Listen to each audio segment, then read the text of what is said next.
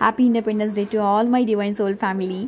तर आज आहे 15 ऑगस्ट. तर तुम्हा सर्वांना त्यानिमित्तानं खूप खूप मनापासून शुभेच्छा. भारताला स्वातंत्र्य मिळाले ते 15 ऑगस्ट 1947 रोजी. या दिवशी भारत ब्रिटिशांच्या गुलामगिरीतून मुक्त झाला. हा दिवस सर्व भारतीयांसाठी अभिमानाचा दिवस आहे. आज देशाचा प्रत्येक नागरिक स्वतःला अभिमानाने सार्वभौम, लोकशाही आणि प्रजासत्ताक असलेल्या भारताचा नागरिक म्हणून घेतो. हा दिवस भारतीय एकत्र येऊन मोठ्या थाटामाटात ध्वजारोहण करून लाडू जलेब्यांचे वाटप करून साजरा करतात.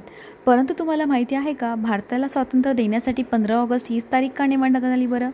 तर आज जाणून घेऊया यामागचं कारण. खरं तर 30 जून 1948 रोजी ब्रिटिश राजवटीनुसार भारताला स्वातंत्र्य मिळणार होते. मात्र त्यावेळी मोहम्मद अली जिन्नाह यांनी स्वतंत्र पाकिस्तानची देखील मागणी केली होती. यावेळी पंडित नेहरू आणि मोहम्मद अली जिन्नाह यांच्या भारत आणि पाकिस्तानच्या फाळणीचा मुद्दा सुरू झाला होता.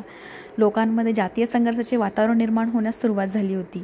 यामुळे 15 ऑगस्ट 1947 रोजी भारताला स्वतंत्र करण्याचा निर्णय घेण्यात आला.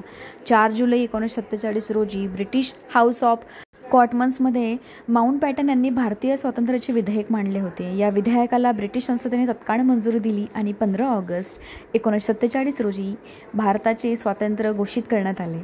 ब्रिटिश राजवटीच्या काळात भारताचे शेवटचे व्हाईसरॉय लॉर्ड माउंटबॅटन होते. त्यांच्या जीवनातील 15 ऑगस्ट हा दिवस अतिशय खास दिवस होता.